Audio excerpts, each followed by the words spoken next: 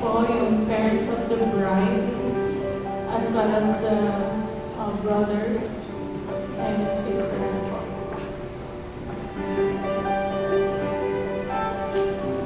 Tapos after po ng picture po na yan, baba po yung mga brothers and sisters, maiwan po yung parents. And the newlywed.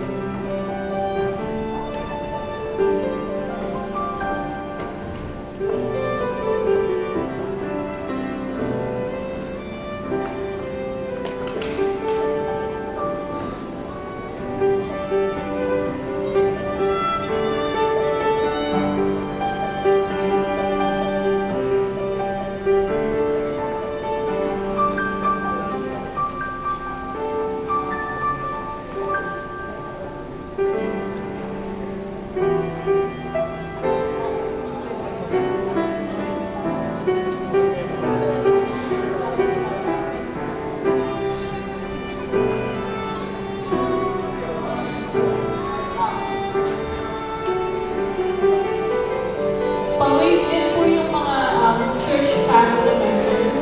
So bago po tayo bumaba, we'll have a picture taking